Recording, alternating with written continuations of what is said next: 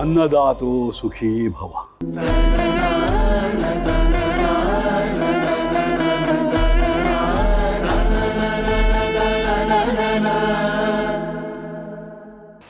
ಏಯ್, ಊಟ ಮಾಡ್ಕೊಂಡು ಹೋಗ್ತಾರೆ ಅನ್ಕೊಂಡ್ರೆ ಕಣ್ಣು ಮುಚ್ಕೊಂಡು ಏನೋ ಧ್ಯಾನ ಮಾಡ್ತಿದ್ದಾರೆ. ಸ್ವಲ್ಪ ಬಾಯಿ ಮುಚ್ಕೊಂಡು ನಿಂತ್ಕೊಳ್ರಿ, ನಿಮ್ದೇನು ಗಂಟು ಹೋಗಲ್ಲ. ಗಂಟಿದ್ರೆ ತಾನೇ ಹೋಗಕ್ಕೆ, ಹೋಯ್ತಲ್ಲ. ಅಪ್ಪ ಏನು ಬೇಕಾದ್ರೂ ಪ್ರಶ್ನೆ ಕೇಳ್ಬೋದು ಅಂತ ಹೇಳ್ದಲ್ಲ, ಮೊದಲು ನಾನೇ ಹೋಗಿ ಪ್ರಶ್ನೆ ಕೇಳಲಾ?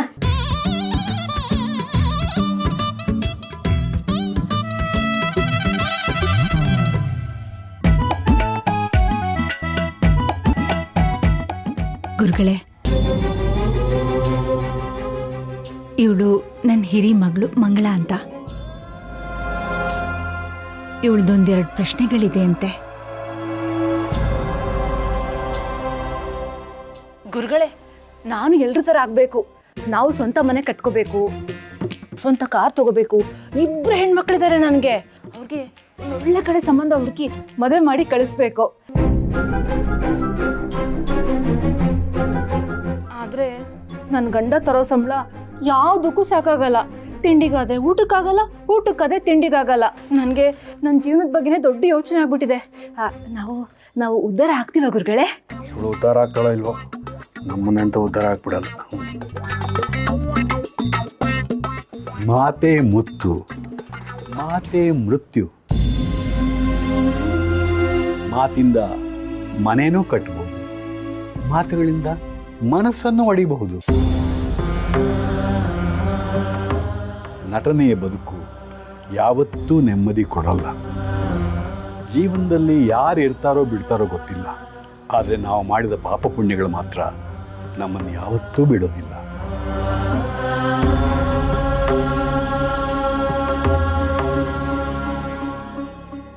ಅದಕ್ಕೆ ಬದುಕಿರುವಾಗ ಪುಣ್ಯವನ್ನ ಸಂಗ್ರಹ ಮಾಡಬೇಕು. ಆಸೆ ಜೀವನಕ್ಕೆ ಆಸರೆ ಆಗುತ್ತೆ, ದುರಾಸೆ ಎಲ್ಲ ಸಂಬಂಧಗಳನ್ನು ದೂರ ಮಾಡುತ್ತೆ.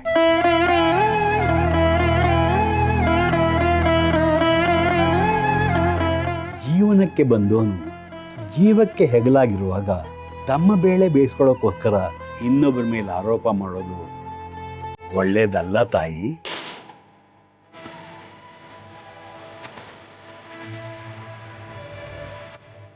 ತೇಲಿ ಕಲ್ಮಶ ಇಟ್ಕೊಂಡು ಕಾಶಿಗೆ ಹೋದರೂ ಸಹ ಮನುಷ್ಯನ ಬದುಕು ಬದಲಾಗಲ್ಲ ಅನ್ನೋ ಹಾಗೆ ಮಾಡ್ಕೋಬೇಡ ತಾಯಿ.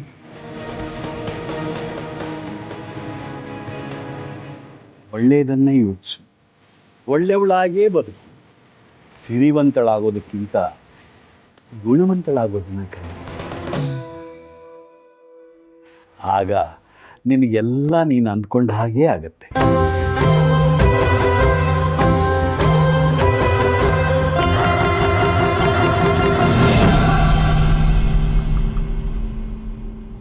ಮಂಗಳ, ಗುರುಗಳು ನಮಸ್ಕಾರ ಮಾಡಮ್ಮ. ಶ್ರೇಯೋಸ್ತು.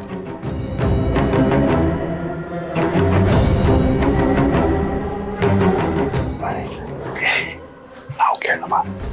ಅಪ್ಪ, ನಾವು ಕೇಳ್ತೀವಿ. ಬರಬೇಡ.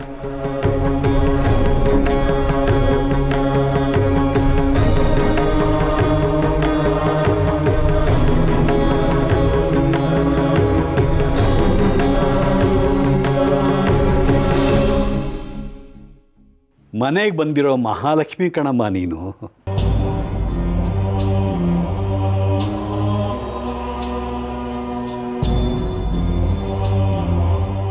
ಆದರೆ ನಿನ್ನ ಪತಿ ಜೇಬಿನಲ್ಲಿರೋ ದುಡ್ಡು ನಿನಗೆ ಲಾಭ ತಂದುಕೊಡಲ್ಲ.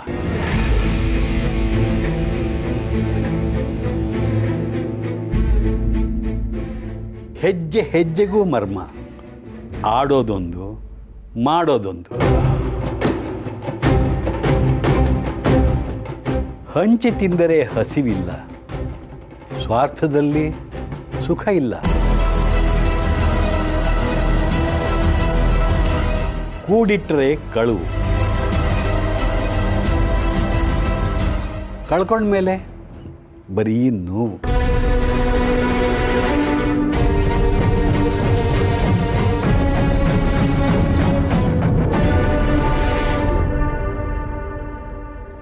ಕೆಲವು ಪ್ರಶ್ನೆಗಳಿಗೆ ಉತ್ತರ ಹುಡುಕಬೇಡ. ಕೆದಕಿದರೆ ಮನೆ ಮನ ಎರಡೂ ಒಡೆಯುವ ಹಾಗೆ ಕಾಣುತ್ತೆ.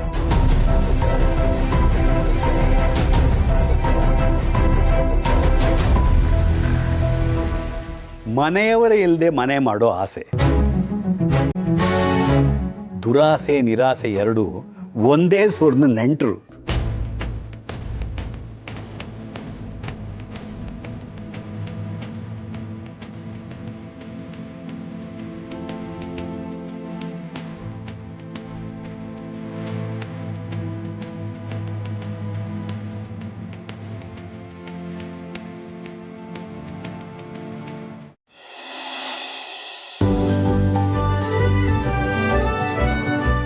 ಮುದಮ್ಮ ತಗ. ಏನ್ ಮುದಮ್ಮ, ಇವತ್ತಿಂದ ನಿಂಗೆ ಸ್ಕೂಲ್ ಶುರುವಾಗದೆ? ಎಷ್ಟು ಖುಷಿ ಆಯ್ತಿದ್ದು? ತುಂಬಾ ಖುಷಿ ಆಗ್ತಿದೆ. Thanks uncle. ಥ್ಯಾಂಕ್ಸ್. ಯಾಕೋ ಥ್ಯಾಂಕ್ಸ್? ಯಾಕೆ ಅಂದ್ರೆ ನನ್ನ ಸ್ಕೂಲಲ್ಲಿ ಸೇರ್ಸಿಗ ಮಾಡಿದ್ದು ನೀವೇ ತಾನೆ. ಓಹೋ, ಇದನ್ನೆಲ್ಲ ನೆನಪು ಮಾಡ್ಕೊಂಡಿದ್ದೆ ಮುದಮ್ಮ. ನೀವ್ ಯಾಕೆ ಅಮ್ಮ ಜೊತೆ ಗೌಡ್ರು ಅಂಕಲ್ ಅಂತ ನಿಜ ಹೇಳ್ಬಾರ್ದು? ಅಯ್ಯೋ, ನಾನು ಹಂಗೆ ಅನ್ಕೋತೀನಿ ಕಣವ. ಆದ್ರೆ ಏನ್ ಮಾಡನೆ, ನಿಮ್ ಭಾವನಮ್ಮನ ನೋಡಿದ್ದಕ್ಕೆ ಭಯ ಆಯ್ತದೆ. ಸರಿಯಾಗಿರೋ ಟೈಮ್ ನೋಡ್ಕೊಂಡು ಎಲ್ಲ ಹೇಳ್ಬಿಡ್ತೀನಿ. ಅಂಕಲ್ ಹೇಳ್ಬಿಡಿ. ಮುದಮ್ಮ, ಅಮ್ಮ ಹೆಂಗಿದ್ರವ?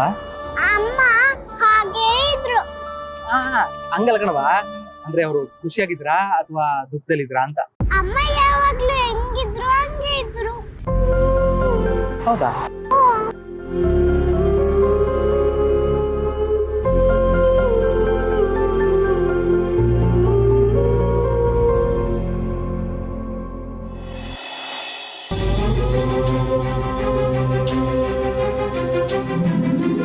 ಶುಭವಾಗಲಿ. ದೀರ್ಘ ಸುಮಂಗಲಿ ಭವ. ಹರಿ ಅವ್ರು ತುಂಬ ಇಂಟ್ರೆಸ್ಟಿಂಗ್ ಆಗಿ ಹೇಳ್ತಿದ್ದಾರೆ, ನಾವು ಕೇಳೋಣ. ಹರಿ, ಸಿಂಚನ ಬನ್ನಿ. ಅಲ್ಲ ಪ್ಲೀಸ್. ಗುರುಗಳೇ, ನನ್ನ ಕಿರಿ ಮಗ ಸೊಸೆ.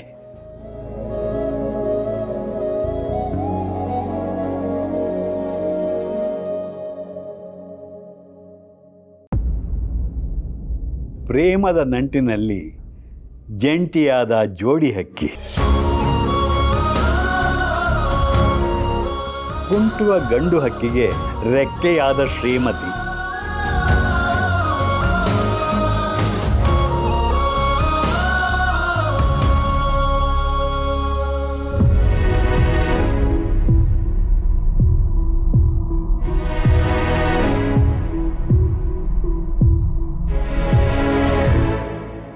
ಕೈ ಹಿಡಿದ ಹೆಣ್ಣೆ ಬಾಳಿನ ಹೊನ್ನು,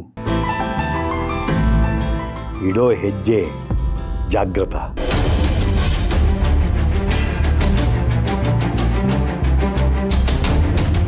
ಕುಲುಮೆಯಲ್ಲಿ ಕಬ್ಬಿಣ ಕಾದಿದೆ, ಆಕಾರ ಕೊಡೋದಕ್ಕೆ ಸರಿಯಾದ ಸಮಯ. ಕಾಲ ಸರಿದರೆ ವ್ಯರ್ಥ.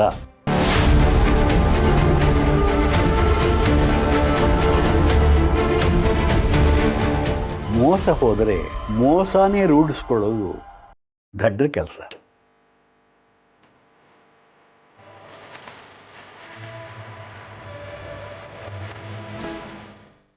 ಆದ ಘಟನೆಯಿಂದ ಕಲ್ತಿರೋ ಪಾಠ ಮೈಗೂಡಿಸ್ಕೊಳ್ಳದೆ ಹೋದರೆ ಎಡವಿ ಬೀಳೋದು ಖಚಿತ. ಸ್ವಲ್ಪ ಕಾಯಬೇಕು. ಮುತ್ತುಗಳೆಲ್ಲ ಸೇರಿ ಹಾರ ಆಗೋಕೆ ತಾಳ್ಮೆ ಬೇಕು.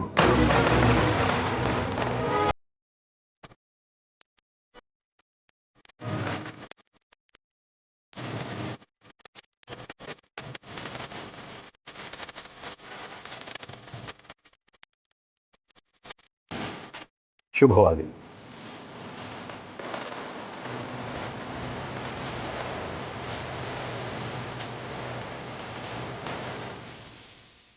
ಜಾನು, ಅಳಿಯಂದ್ರಿ ಅಲ್ಲಮ್ಮ?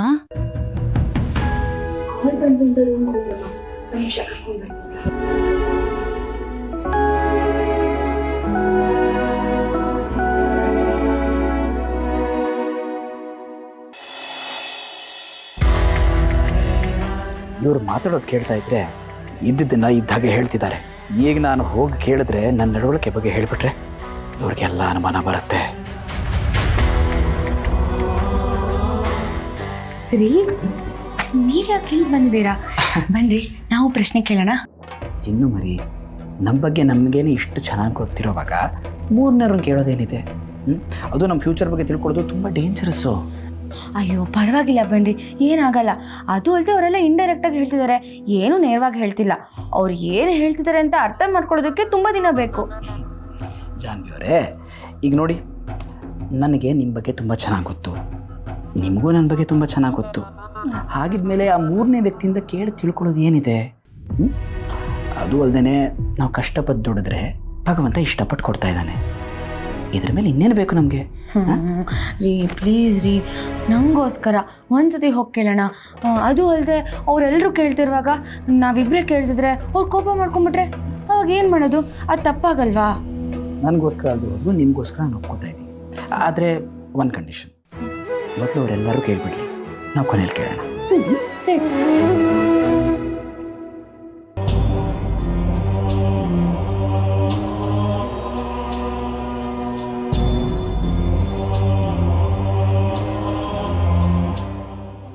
ರೀ, ನಾನು ಹೋಗಿ ಅಳಿಯಂದರ್ನ ಕರ್ಕೊಂಡು ಬರ್ತೀನಿ.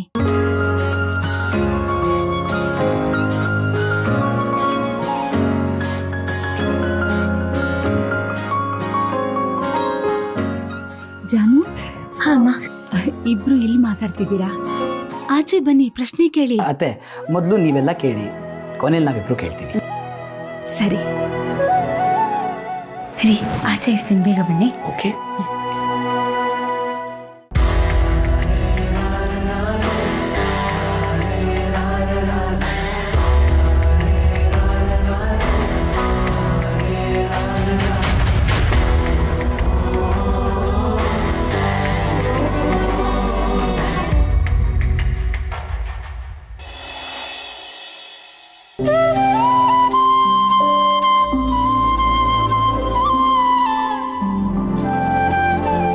ದೇವ್ರೆ, ಮನೆಯವ್ರ ಮುಂದೆ ಧ್ವನಿ ಎತ್ತೋಕ್ಕಾಗದೆ ಅವ್ರ ಕೋಪದಿಂದ ಸಂಬಂಧಗಳನ್ನ ದೂರ ಮಾಡ್ಕೊಂಡಿದ್ರು, ಅದನ್ನು ಒಂದು ಮಾಡೋಕ್ಕಾಗದೆ ಒದ್ದಾಡ್ತಾ ಇದ್ದೀನಿ. ಈ ತಪ್ಪಿಗೆ ನನಗೆ ಏನು ಬೇಕಾದರೂ ಶಿಕ್ಷೆ ಕೊಡು, ಆದರೆ ನನ್ನ ಮಗನಿಗೆ ಯಾವ ತೊಂದರೆನೂ ಆಗಬಾರ್ದು. ಜೀವನದಲ್ಲಿ ತುಂಬ ಕನಸುಗಳನ್ನ ಹೊತ್ಕೊಂಡಿದ್ದಾನೆ, ಅದೆಲ್ಲ ಈಡೇರೋ ಹಾಗೆ ಮಾಡು. ಎಲ್ಲ ಮರೆತು ಸುಖವಾಗಿರೋ ಅವನ ಜೀವನದಲ್ಲಿ ಮತ್ತೆ ಬಿರುಗಾಳಿ ಬೀಸದೇ ಇರೋ ಹಾಗೆ ಮಾಡು. ಹಾಗೆ ತವ್ರ ಮನೆಯಿಂದ ದೂರ ಆಗಿರೋ ನಮ್ಮ ಲಕ್ಷ್ಮಿನ ನಮ್ಮ ಮನೆಯವ್ರ ಜೊತೆ ಒಂದು ಮಾಡು. ಅಣ್ಣ ತಂಗಿ ಸಂಬಂಧ 100 ಕಾಲ ಗಟ್ಟಿಯಾಗಿರೋ ಹಾಗೆ ಮಾಡು. ನೀನೇ ಕಾಪಾಡಬೇಕು.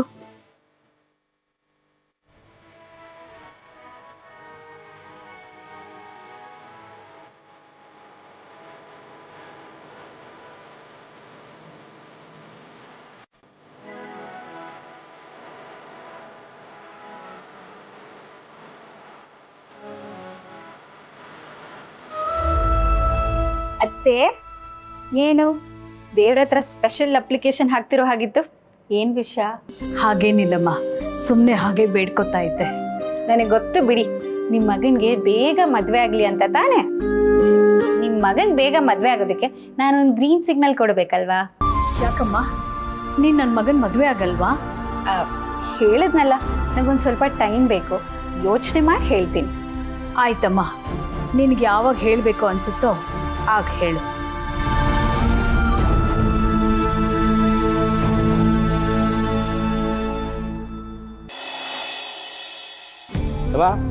ಉತ್ಸವ ಎಲ್ಲ ಬಹು ಚೆನ್ನಾಗಿ ನಡೀತಲ್ವೇ ಸಿದ್ದೇಗೌಡ?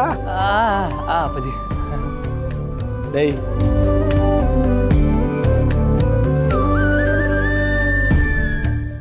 ನಮಸ್ಕಾರ ಗೌಡ್ರೆ.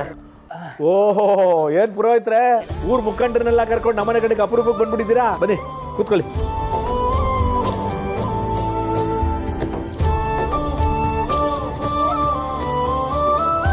ಅಂತೂ ಇಂತೂ ನಾವು ಅಂದ್ಕೊಂಡಂಗೆ ದೇವ್ರ ಉತ್ಸವ ಏನು ಗಲಾಟೆ ಇಲ್ಲದೆ ನಡೀತಲ್ವೇ? ಉತ್ಸವ ಏನೋ ಚೆನ್ನಾಗಿ ನಡೀತು ಗೌಡ್ರೆ, ಆದರೆ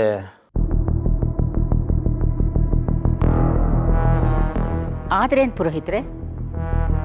ಅದು ಲಕ್ಷ್ಮೀದೇವಿ ಕೊರಳಲ್ಲಿ ತಾಳಿ ಕಳವಾಗಿದೆ.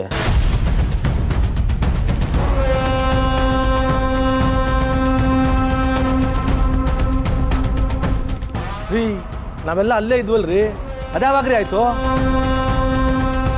ನಿನ್ನೆ ರಾತ್ರಿ ಆಗಿದೆ ಗೌಡ್ರೆ.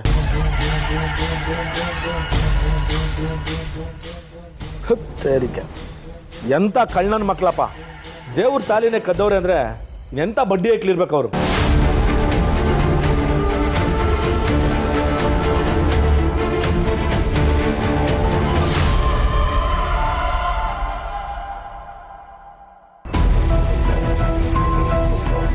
ಚೂರಾದ್ರೂ ಭಯ ಭಕ್ತಿ ಬೇಡವಾ?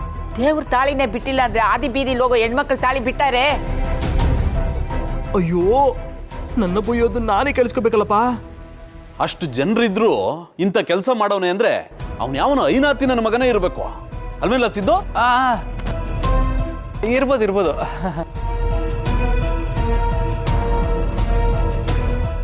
ದೇವ್ರ ತಾಳಿಗೆ ಕೈ ಹಾಕಿದನಲ್ಲ, ಅವನಿಗೆ ಸರಿಯಾಗಿರೋ ಶಿಕ್ಷೆ ಆಗ್ಬೇಕು ಅಂತ ನಾ ಸುಮ್ಮನೆ ಬಿಡಕ್ಕಾಯ್ತದೆ ನಮ್ಮೇ. ದೇವಸ್ಥಾನ CCTV ತೆಗ್ಸಿ ಚೆಕ್ ಮಾಡಬೇಕಾಗಿತ್ತು. ಹೇಳಿದ್ದೀನಿ ಗೌಡ್ರೆ, ಎಲ್ಲ ಡೀಟೇಲ್ಸ್ ತಗೊಂಡು ಆ ಹುಡುಗನ ಇಲ್ಲಿಗೆ ಬರಕ್ಕೆ ಹೇಳಿದ್ದೀನಿ.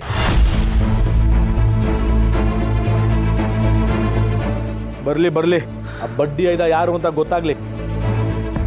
ನನ್ನ ಮಕ್ಕಳು ಜೀವನ ಪೂರ್ತಿ ಪೊಲೀಸ್ ಸ್ಟೇಷನಲ್ಲಿ ಕೊಳಿಬೇಕು, ಹಂಗೆ ಮಾಡ್ತೀನಿ.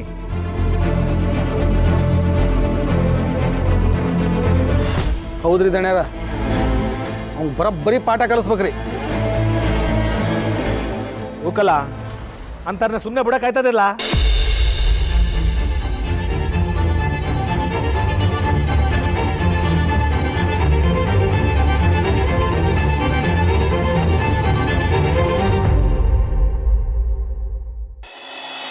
ದೇಹಕ್ಕೆ ಉಸಿರೇ ಭಾರ ಅನ್ನೋ ಹಾಗೆ ಹೆಣ್ಣು ಹೆತ್ತವರಿಗೆ ಮಗಳಿಗೆ ಮದುವೆ ಆಗ್ಲಿಲ್ವಲ್ಲ ಅನ್ನೋ ಚಿಂತೆ.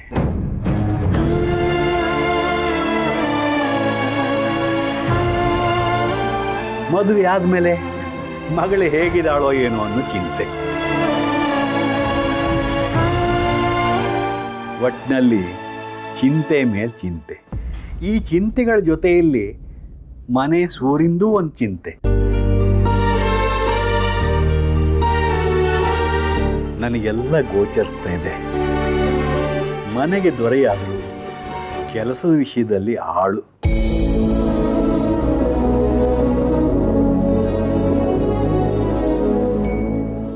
ಆಳಾಗಿ ದುಡಿದರೂ ಅರಸನಾಗಿ ಬದುಕಬೇಕು ಅನ್ನೋ ಧೋರಣೆ. ಅವಮಾನ ಆದರೂ ಸಹ ಪ್ರೀತಿ ಅಭಿಮಾನ ಬಿಡದೆ ಬದುಕಿದವರು.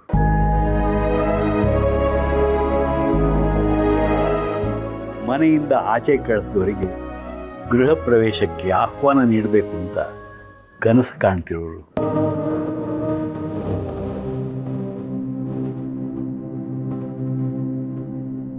ಕನಸು ಕಣ್ಣು ಮುಂದೆ ಇರುವಾಗಲೇ ಕೆಲಸ ಕೈ ಜಾರಿ ಹೋಗ್ತಿರೋ ಸೂಚನೆ.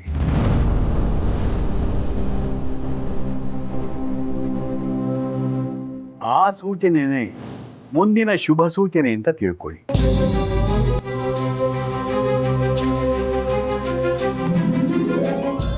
ಮುಂದಿನ ದಾರಿ ಸ್ವಲ್ಪ ಕಠಿಣವಾಗಬಹುದು, ಆದರೆ ಒಳ್ಳೆತನಕ್ಕೆ ದೇವರು ಯಾವತ್ತೂ ತಲೆ ಬಾಗ್ತಾನೆ.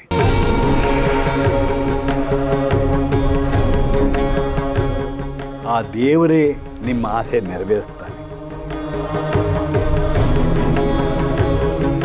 ನಿಮ್ಮ ಶ್ರಮಕ್ಕೆ ಬೆಲೆ ಉಂಟು. ಗಂಡನಿಗೆ ಶ್ರೀಲಕ್ಷ್ಮಿ, ಮನೆಗೆ ಮಹಾಲಕ್ಷ್ಮಿ, ಮಕ್ಕಳಿಗೆ ಧೈರ್ಯಲಕ್ಷ್ಮಿ.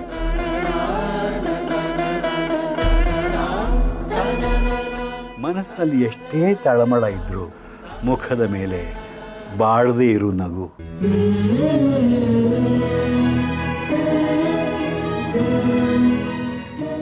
ಗಂಡನಿಗೆ ಹೆಗಲಾಗಿ ಮಕ್ಕಳಿಗೆ ಮಡಿಲಾಗಿರೋ ತಾಯಿಗೆ ಮನೆ ಒಂದ್ರದ್ದೇ ಚಿಂತೆ.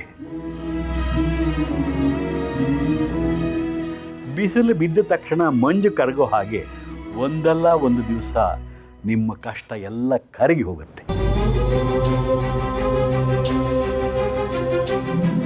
ತಾಳ್ಮೆ ನಿಮ್ಮ ಅಸ್ತ್ರವಾಗಿರಲಿ. ಕೈ ತುತ್ತು ನೀಡೋ ತಾಯಿಗೆ ಆ ಶಿವ ಯಾವತ್ತೂ ಅನ್ಯಾಯ ಮಾಡಲ್ಲ. ಮನೇಲಿರೋ 3 ಹೆಣ್ಮಕ್ಳಿಗೆ ಮದುವೆ ಆದಮೇಲೆ ಸಂಕಟ ಯಾಕೆ ತಾಯಿ?